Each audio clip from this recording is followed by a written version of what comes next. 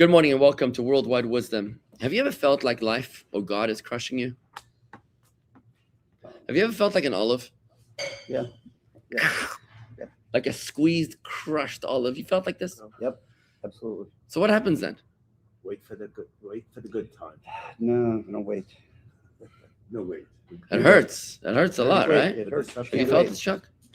There's something good behind it. Life is good. Life has always been good. I love it. Yeah, but you enjoy the oil afterwards. Yes, you can't get to the oil without the Right. crushing. Isn't it a funny thing? It's a funny thing, the way that God runs this world. Is that you want oil, you gotta go through the squeezer, right? So the Torah portion this week is essentially a paradox. As we're introduced to the longest narrative in the Torah, it's the story of Joseph. The Torah portion this week is Parshas VaYeishev, and it starts off on page 231, where Joseph in the Torah portion goes through 3 periods of crushing, of discomfort, of challenge, severe challenge. But in each one of those periods of crushing, he emerges on top. That's the paradox in the portion.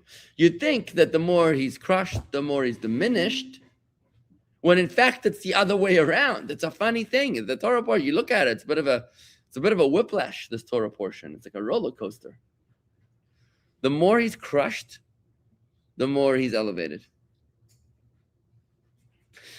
The 3 narratives of Joseph's life are as follows. We start off the Torah portion when he's 17 years old, on page 231. And for some reason, Joseph was beloved more by his father than the other brothers. He was favored. Israel loved Joseph more than any of his other sons. Ouch. That's what it says.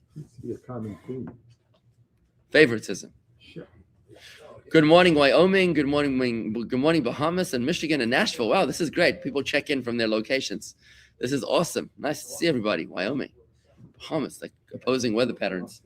There's the paradox right there. You got the snow of Wyoming and the sun of Bahamas. And Palm Beach, of course. Welcome. They converge in Palm Beach, where the weather's going to be amazing today for the 14th annual Chabad Golf Classic, God willing. So, what are you shaking your head? Say yes. Say amen. Okay. So, what's the common theme there, Rob? Favoritism, right? Yeah, I mean, look at all the patriarchs. One brother was loved better than the other brother. Abraham loved one wife was Isaac. loved better than the other wife. Abraham loved Isaac, right? More than Ishmael. Isaac loved Esau more than Jacob. Ironic. Rebecca loved another one, right? Jacob. And then you got Jacob. I mean, you'd think Jacob would have learned the lesson. You'd think he would. No, he loves Joseph. Now, by the way, it gets even worse because at the end of the Genesis, Rachel's firstborn. oh, he is Rachel's firstborn. Why? Because he had a favorite wife. Yeah. Now, admittedly, it wasn't his fault. He was only trying to marry one woman. He ended up with 4. I mean, that's when you have a very complicated father-in-law. Tell me Okay. about it. If you're having a love pentagon with one father-in-law, let me tell you, Yeah. he had a rough ride. But at the very end of the book of Genesis, when Joseph is now when Jacob, the grandfather, is on his deathbed with Joseph's 2 sons, Manasseh and Ephraim, and now Jacob wants to bless them both, but he puts his right hand on the younger one. Joseph says, "Dad, seriously?" He's blind. He wasn't blind. Isaac was blind. Oh, Jacob was not blind. Joseph's like, "Dad, seriously? Do we really need to go through this all over again? This has not been enough trauma, right? It's like trauma is built into the book of Torah, right? But that's not even the topic we're talking about today. The topic we are talking about today, 14 degrees in Michigan today. Wow. Okay. So the topic we are talking about today is the topic of the paradox. Joseph is favored by his father, Jacob. And the brothers hate him for it. And by the way, God does the same thing. God chooses one child over the other. Which child is chosen by God? The Jewish people. right? So how do they react? Exactly the same way. They hate Everyone us. hates it. They hate our guts. What do you mean? This is the nature of the universe, right? So then what happens is that they decide to kill him. And that's, the second and third portions. Because Joseph's having these dreams of supremacy over his brothers. Everybody's bowing down to him. It didn't exactly help the That cause. doesn't help. Right? It didn't help the I cause. don't think you want to He say needed that. he needed a mentor. I had He to needed an think so. advisor. I had to think Shush so. still. Not everything you're thinking you have to share, but hey, Joseph is out there. Joseph was a dreamer of he's like Beauty and the Beast. He was Belle dreaming of a life beyond this little village. He was thinking of the metropolis, right? So long story short, the second and third aliyahs talk about how Joseph is captured by his brothers when they're away from their father. They try to kill him. Instead of killing him at the last moment, they decide to sell him. This is his first descent into the abyss, right? Now he then gets sold as a slave to an Egyptian family, an advisor to the Pharaoh. And there, something very unusual happens. Take a look what happens. Okay, there's a little a sub-story here, which is the story of Yehuda and Tamar, but we're going to skip to page 243.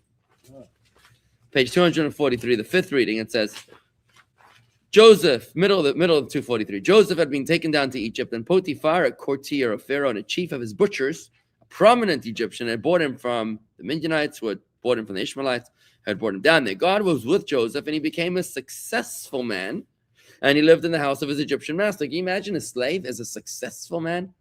It's a little odd. This is the beginning of the paradox, right? You'd think he'd be at the very bottom of the barrel. He was sold by his brothers. He's now a slave in the house of the Egyptian master. You'd think that he'd be miserable, depressed, angry, right? Maybe he would be anesthetizing, but no. Joseph's master saw that Joseph was deeply aware of God's presence. Since Joseph always articulated his awareness that it was God who was with him. He always said, Baruch Hashem, blessed be God, God willing, right? With the help of God, right? Ooh, Chris, I like what you're saying. Okay, we're going to get that in a moment. Good. Thank you. I can't pronounce your name, sir, but no, wow. Okay, good. Johnny, whatever. Okay, anyways. So, Potiphar therefore understood that it was God who had granted Joseph success in everything that he did. Joseph was so successful, he gained favor with him, and he became his attendant. His master put him in charge of his household, entrusting all that he owned into his care, except for one thing he didn't put in his care. As soon as they put him in charge of his household and all that he owned, God blessed the Egyptian's household and Joseph's merit. Literally, everything he touched turned to gold. Literally, it's not literally. Sorry, I wouldn't say literally. Whatever he touched turned to gold, metaphorically. God's blessings was evident in everything Potiphar had, both in the house and in the field. He left everything in Joseph's care, and he did not concern himself with any of his own affairs other than the bread that he ate. What's the bread that he ate? A euphemism For his wife. for his wife. That was the only thing he didn't put in the bread that he ate is a euphemism. There's a lot of marriage counseling we can derive from this. Bread is your wife. Bread is your wife. Base? That is also Torah. You get to the Potiphar point. So just to clarify, in case you missed the plot over here, it says that everything in his possession, Potiphar put in charge of Joseph, and whatever he touched metaphorically turned to gold, other than the bread that he ate. That was not in the governance of Joseph. That is a euphemism for his wife. Okay. Ironically, his wife began to seduce Joseph, or attempted to seduce Joseph over many months, and eventually, when he got very close to succumbing, he ran away from her, and she got so mad with him that she had him thrown into the dungeon for the next 12 years, which was his third descent into the ever lowering abyss. So why is a wife called the bread that he ate? What's the lesson here, my friend? Maybe you could tie it into, Marty, maybe you could tie it into what we've been learning in the past few weeks, that if you look at your wife as bread, I think it's a very perfect metaphor to what we've been learning, where we've learned that in Chassidus Chabad, we've learned that a husband is the giver, the mashpia, and the wife is what's called the makabel. Makabel means receiver, but it's not really the receiver. We described it as the farmer and the land, right? Where the farmer plants the seed in the ground, and what does the ground do? The ground does receive the seed, admittedly. But once the ground receives the seed, the ground becomes an even bigger giver. An even bigger giver. How? Subsequent giving of the ground. You give the seed, the ground the seed, the ground will give you an orchard. You give your wife a seed and she gives you a baby. Exactly. You give your wife a seed and she gives you a baby, right? You give your wife a house and she'll give you a home, right? You give your wife money and she'll give you a life, right? So along the same way, I had somebody I was counseling yesterday, and the person was very, very perturbed about what his wife needs to be doing for him and how she needs to be talking to him and giving him and caring for him and nurturing him and making his feelings better. And I said, you barking up the wrong tree, because your wife is the bread that you're eating. In other words, you can't expect the bread to make you feel better, right? You can't expect the farmer can't expect the ground to make him feel better, right? Just like you can't expect your kids to make you feel better. Listen, if you do your part, the ground will give you so much more than you ever dreamed of, right? If you give your wife what she needs, she will give you so much more than you ever dreamed of. And maybe the metaphor is perfect here, because you can't expect the bread to make you feel better. But if you do what you need to do, then the bread will nurture, will sustain you. Simpler level, just baking the challah, right? That's the wife's job. Wife's job, bake challah, right? It's Bake interesting. challah. There's a connection there to the challah. The wife's mitzvah is the challah. The 3 mitzvahs of the woman. In other words, your relationship with your spouse should be one where she's actually nurturing you. She's giving you life. The bread is that she's giving you life. What are you worrying about petty nuances when what she gives you is so much more than you give her, right? So in other words, in other words, the mashpia makabel dynamic, the giver and receiver dynamic, is more accurately when the husband gives and the woman gives much, much more. There's a giver and there's an even greater giver, right? That's the dynamic of marriage. But that's totally off the topic, folks. We're going to go back to what we're talking about, right? Sorry, you threw me off there a little bit. Took me off an exit. So Joseph gets thrown into the dungeon a third time. First in the pit, then he goes into the slave in the house of Potiphar. After she tries to seduce him and fails, and he refuses to submit on page 245,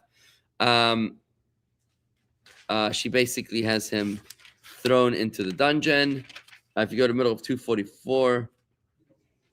Can we go back to 243 of line 68? Yeah. I think that's an important line. I don't see line 68. 68.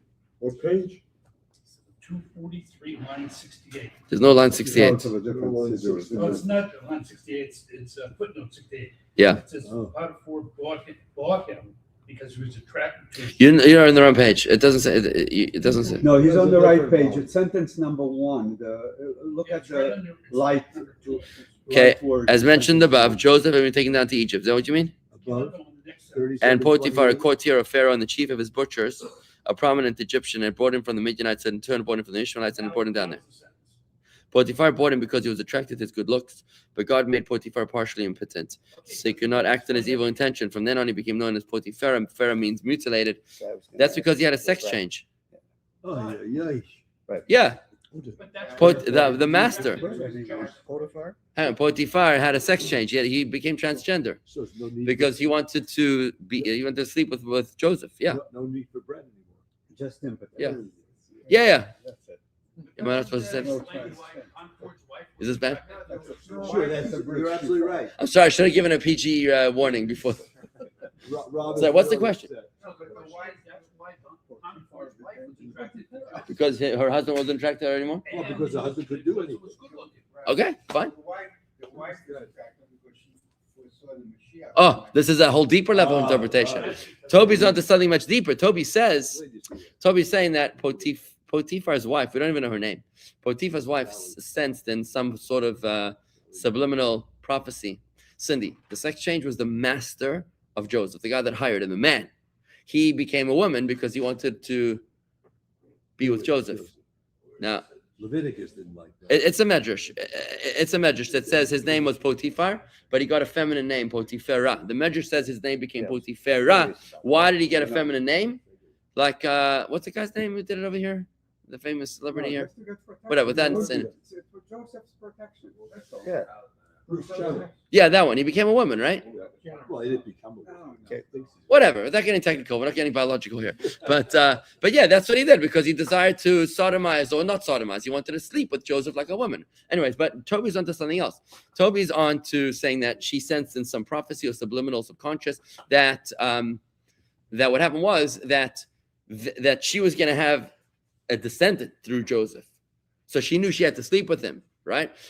Now she didn't have the best of intentions. She on a superficial level, she wanted to cheat on her husband. Yeah, and the Egyptian culture was steeped in adultery. It wasn't anything unusual to that culture, but that's what she wanted. But on a spiritual level, it was because their children were meant to be together. And in fact, who does Joseph end up marrying? By the way, who does Joseph end up marrying? He marries a woman by the name of Osnat, who was the daughter of Potipharah. Who's Potipharah? The master of the one who turned to a woman, right? In other words, Joseph was a slave in the house of Osnat. These two grew up together, basically, right? So they knew each other, and in fact, their children, Joseph's children, are his father-in-law was this guy. His father-in-law became his mother-in-law, I guess, right? Right? He had two mothers-in-law, right? Okay, whatever. But that's off topic. So let me just go back to the paradox. The paradox is that in the house of Potipharah, he's very successful. Then he gets thrown into the dungeon because he doesn't succumb, right? And when he does that, look what happens in the dungeon. Let's go to page 244, the last English line on 244. Joseph's master, in addition to being the chief butcher, was in charge of the royal prison. He had a lot of jobs, this guy. Or this girl. Took hold of him and placed him in the prison where the king's prisoners were incarcerated, and he remained in that prison. This scandal became the subject of everyone's gossip. 247. God was with Joseph and made him well liked amongst the inmates. He also made the warden of the prison favor him. The warden of the prison placed all the prisoners who were in prison in Joseph's charge, and whatever was done, they was under Joseph's direction, which is not surprising because he was his master previously. He's also his master now, right? So the warden of the prison could not find fault in anything that was under Joseph's charge, for God was with him, and God granted him success in whatever he did. And this, again, friends, is this recurring paradox in the parsha. The more Joseph is crushed, the more he is able to rise to the top. What, pray tell, is going on, and what's the message to us? The Rebbe points out that the Rebbe quotes a verse from Isaiah chapter 66, verse 2, which says, and to this one I shall gaze, says God, to the poor and the humble of spirit, which means that that nothing repels the presence of God like ego, like arrogance, and nothing attracts the presence of God like humility. This is such an important lesson that we have to learn. When a person is like a poor person, when a person humbles his feelings of his own self-importance, and he feels himself like humble before God, as Joseph was in the dungeon the first time around, the pit, then in slavery, then in the dungeon, right? That is what brings to God's intervention, to God's blessing. Now, notice there was three different descents that Joseph had. First, he was in the pit of his brothers. It wasn't so terrible, but it was bad. Then he was thrown into slavery of a foreign family, foreign country. He couldn't care less about it. Then he was thrown into the dungeon of a foreign country where he wasn't even in a house. He was like in the tunnels of Gaza, right? So there's three subsequent descents, each one worse than the previous one, which shows you that when it comes to humility, there are differing degrees of humility. Now, it's no surprise that Joseph becomes, or maybe it is by great surprise, that Joseph, who was probably humbled more than anyone else in the Torah, think about it. Who else was humbled more than Joseph in the Torah? Who else was abused? What? Moses. Abused? Moses. How was Moses abused? Tell me. No, I didn't say abuse, he was humble. No. Yeah, but I'm talking about abused. I meant right, humbled. the verb humble. Oh, the verb humbled. Yeah. Right. Who? Isaac, being bound and put on an altar. Why is that abused? He was 36 was years that old. He was 36 years old. That's not being abused? Hello, his father was his father was 136, and he was 37 years old. Do you think he was being abused? No. I think he was going to jail. Job. Fine. Job, maybe Job. Fair enough. Okay. But Job was abused differently. He wasn't thrown into this kind of a dungeon. So think about this for a moment. Who was the most successful, the most powerful, the most influential Jew person in the Bible? Was anybody more powerful than Joseph? I mean, I don't think so. Joseph was the second in command of the superpower of the world. What about David? King David was not the superpower, I don't think. Was he the superpower? But by the way, maybe he was. Even if he was the superpower at that time, Solomon was probably the superpower, his son. But David went like Joseph through terrible, terrible abuses. sure. His own brothers considered him a bastard. Right. His own father considered him a bastard. He was estranged by his family, right? So there's a lot of similarities here, right? Now, let's just focus on Joseph for a moment. Isn't it interesting how his father-in-law tried to kill him, right? Isn't it interesting that the one who was humbled more than anybody else is also the one who rose to the greatest successes above anybody else? And that's this extraordinary lesson that I wanted to share with you today. That when God crushes you, you've got two ways to look at it. Either you can say, God hates me. Woe is me. Or you can say, what's the lesson here? The lesson is that God wants me to be humble. That apparently I'm too self-absorbed. So you've got a choice. You can expedite the abuse or you can prolong it. If you're kicking and screaming, it's going to take longer. But if you say, God, get it. You're so smart. Thank you for teaching me the lesson of humility, right? Nothing humbles a person like seeing their bank account depleted. I mean, think about that, right? Seeing the stock market crash. You know how people felt the day of Bernie Madoff's, discovery? People that thought they were on top of the world. And suddenly they were coming to shul. What happened? Suddenly, like overnight, bam. Suddenly they were coming to shul. What happened to them? Is that they unfortunately, tragically, were being humbled.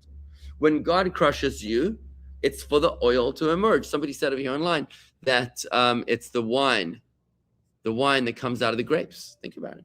The wine comes out of the grape.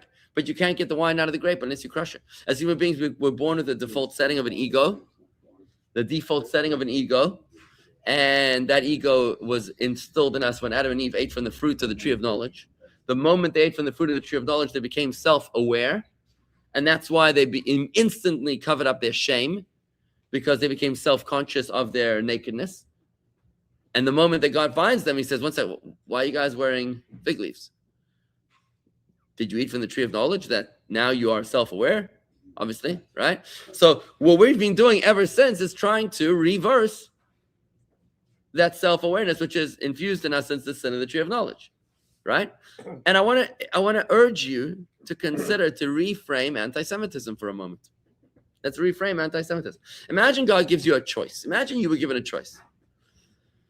Okay, God says, your soul is about to be dispatched down to this earth, and you're going to be an arrogant, you-know-what. You're going to be born into a very wealthy family. You're going to have all the money that you need. You're going to have 5 cars, 3 golf club memberships, right? You're not going to want for anything. Now, how would you like to be humbled? Would you like to be humbled with poverty, with illness, with horrible marriage, or with awful kids? Or do you want to be humbled with anti-Semitism? Take your pick. Which one would you choose? Just quick. What do you say? How much money are we talking about? I mean, think about that for a moment, right? Like, whoa, what a choice. Like, Abraham was actually given this choice. Abraham was given this choice. The Medrash tells us, God says to him, do you want Gehinnom, purgatory, or do you want Shibud, which is effectively anti-Semitism? Do you want to be abused by other nations for your children? Like, what do you prefer, right? So Abraham actually chose abuse. That's what he chose. He figured that it's going to be better for us if we're abused by anti-Semitism. Thanks a lot. Yeah, but I want you to reframe it from 40,000 feet above. Let's step out of the victim mentality, okay, and try to step into the shoes of the master of the universe. He says, listen, I can only connect with you when you're humble, because your arrogance repels me. So what's it going to take, folks? What's it going to take? Right? And I'm sorry for your loss, Renee. Sounds tragic, sounds awful. And it's not for us to condone anybody else's suffering. God forbid. I'm only speaking right now in the abstract and theory without, God forbid, ever endorsing or condoning somebody else's suffering. Okay, but let's go back to the idea, right? What's it going to take to humble your ego? Well, how about you have a fifth choice? I gave you 5 choices, right? I said poverty, illness, horrible marriage, awful kids, or anti-Semitism. How about if you came up with a sixth option? You say, God, I give you a counter.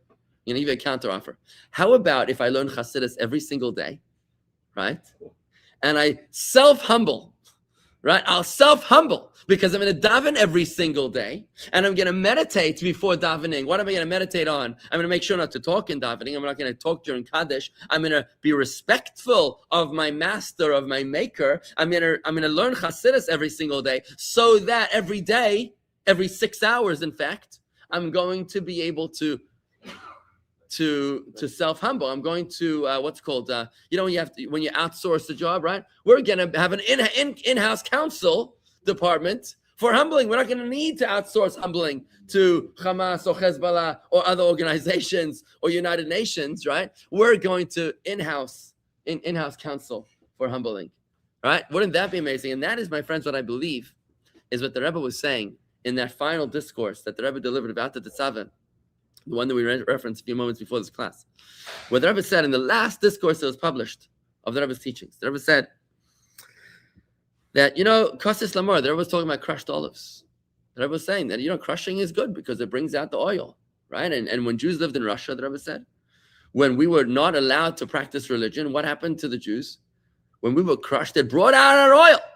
We were fighting. You know this, the drill. You were involved personally, right? You know the woman who became religious in Chicago, Pam Cohen. She became religious when she was helping these Jews in Russia fight for their faith. And she was like, listen, I'm living in America. Nobody's taking away my faith, but I should practice it. If they're fighting with their lives for their faith, then I should practice my faith when nobody's trying to kill me, right? So in Russia, they were fighting for survival. In other words, because they were being crushed, they brought out their oil. The Rebbe said the challenge of our times, the challenge of our generation is exactly this point. Is to be able to do this without anti-Semitism, to do it without crushing. Now, this is no easy feat. It's like, make wine without crushing grapes. How am I supposed to do that? With a syringe, maybe, like extract the wine with a syringe? I didn't even know how to do that. Make oil without crushing the olives, right? The Rebbe is saying that the call of our generation is that Jews of America who live in times of prosperity instead of times of torture and abuse. Here, when we're not being bitten by Esau, here we're being kissed by Esau. Instead of us assimilating, here we should say, I am broken humbled because I cannot connect in a deep and meaningful way with my spouse, with Hashem, with my master in heaven, with my father, with my lover in heaven, which is God. God is our lover, right? So when there's 2 ways to loving your spouse. Think about it this way. Imagine if your spouse is very, very ill with a terrible illness. What's going to happen? God forbid. Imagine. Imagine a person's spouse is very, very ill. What's going to happen? It's going to bring out tremendous, tremendous love because you're afraid of losing the spouse. But imagine if you could love the spouse that way without the terrible illness. Wouldn't that be amazing? Like, why do I need to have a catastrophe, calamity in order to love you? Why can't I just love you on a regular Wednesday? Right? Well, we do, don't we? Not everyone does. I don't know. Maybe you do. I do. You do, not mine. Right. And you should be an example to all of us. You should give a lesson. Right? But this is what King David says. This is what King David says when he sings in Psalm 62, I think it is. Sama lecha nafshi, my soul thirsts for you. Kama lecha besari, my flesh pines for you. But land, which is tired and parched without water. In other words, when I'm in the desert, I'm very, very, very thirsty. So God, when I'm not with you, I miss you. It's like, when your wife is in another country, you miss your wife. You miss her very, very, very much. But imagine when you were with her, right, in the restaurant. Imagine you take out your phone to check in case some guy you never spoke to in 43 years decided to send you an email, right? Imagine you'd miss her that much when you are with her. That's what King David cries out in Psalm 62. Kein ba'kodesh chazi sicha. If only I would, when I'm with you in the holy space, to see, to gaze upon your glory and your strength, right? What King David is saying is awesome psalm. Is God, I miss you when I'm not with you, but I wish I would miss you as much when I am with you. I'm thirsty for water when I'm in the desert, but I wish I was thirsty for water when I was in the city. I miss my wife when I'm not with her. I wish I missed her when I am with her. And that is the call of our times. Let's not wait for external crises in order to break us, to force the oil out of us. The call of our generation, the Rebbe's last will and testament in his Maimer, the last Maimer about the Tetzaveh, is, guys, we're mature enough. We've been doing this for 3,250 years. We don't need a bully to give us a bloody nose and a broken tooth in order for us to remember who we are. You don't have to remember who you are because of outsourcing anti-Semitism. Learn Hasidus every single day. And when you learn Hasidus every single day, when you take it seriously, folks, you won't need the anti-Semite. And I want to remind you, I'm sorry, I'm just on a flow here a second. I want to remind you, it's coming up to Hanukkah. It's coming up to Hanukkah, and the Rebbe says in a discourse which we've learned last year, 1978, the Rebbe taught the discourse of Toner Rabbanan in Hanukkah, 1978, and you can find it over here on my YouTube page, the whole discourse. The Rebbe says, the only reason we had the anti-Semitism of the Greeks was in order for the Jews to discover their one pitcher of oil. What's the one pitcher of oil represents? The essence of the soul, their self-sacrifice. The moment they were able to discover their commitment to God, which is unconditional, which is represented by the one pitcher of oil that's untouchable, that even the Greeks couldn't touch, that was unable to be rendered impure because it's the essence of the soul. When they were able to discover that essence of the soul, therefore the Greeks just sort of dissipated on their own. We don't make a big stink out of the Greek victory on Hanukkah. It's all about the oil. It's all about the oil. We don't talk about the victory so much. It's like a tangential point. The reason is because the whole reason for anti-Semitism was only in order to remind us of who we are, to the point of self-sacrifice, to the point of absolute commitment, unequivocal commitment. But if you're able to reach that all by yourself, you won't need the Greek. If you could go into the temple by yourself and exhibit that degree of love to your spouse, that degree of love to your divine spouse, because we're mature, we're no longer a nation in diapers. We're not even in puberty anymore. We are mature adults in the cosmic progression of our nation. Let's act like we're in our 40s or 50s or in our 3,250 of our age, right? We're 3,338 years old, for heaven's sake. Act like you're grown up, right? We can do this all by ourselves. Yes? Are you this reminds me of the parable of the donkey that falls into the hole. Are you familiar with Yeah. And so the donkey falls into a deep hole on a farm. Farmer comes over, and there's no way he's going to be able to pull the donkey out of the hole. So he starts to bury him away, unless he gets a truck and a crane, and he doesn't have the money for that. So he says, you know what, I'm just going to bury the donkey. So he throws the first shovel of dirt into the hole, and the donkey shakes the dirt off, and then the farmer throws the second shovel of dirt. The donkey shakes that off, and he begins to climb. And with each shovel of dirt that the farmer throws into the hole, instead of the donkey letting it bury it, uses it to step up and up and up until he gets out of the hole. Yeah, so he climbs on the dirt. Right, so then he's up. So it's very much like Joseph and others.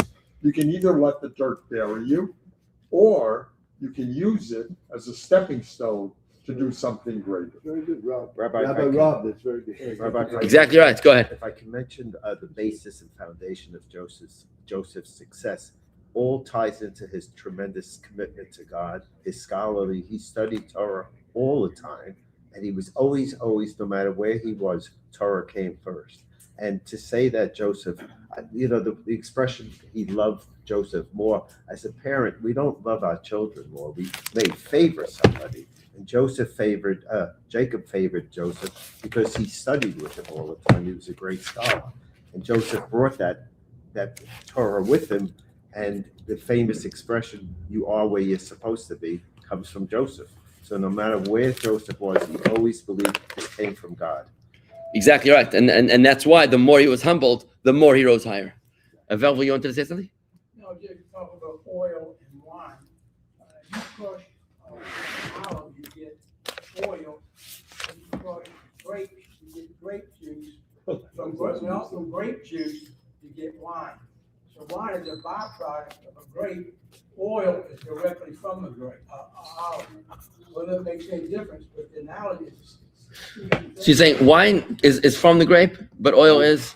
Wine. Wine is from grape juice. Wine is from grape Olive juice. oil is from the olive. It's indirect. So you know what? It's it's interesting. I got an idea. Can I tell you something? Velvet, it's a very interesting point. Velvet, it's a very interesting point. I want to comment on that. Which gets more pressure, the wine, the grape, or the oil? Which gets more pressure? Oil. The olives gets much more pressure, right? Because grapes you can crush with your feet. You know the old vats that would stamp on them, but you can't stamp on grapes on olives. You got to crush them through the millstone, right? The more you crushed, the more pure is what comes out, right? So Joseph had different degrees of crushing. In the second degree, in the first degree of his crushing, when he was sold by his brothers and in his master's house, he was still, there was still some ego left over. It wasn't yet pure. It was only when it's completely crushed like an olive that he was able to bring out his oil. It's a beautiful point to rise to the very top. But otherwise you got to go through a process of. No, we understand. We agree with you. Beautiful, very good, guys. Thank you very much. Yeshikach Gadol Ma'od.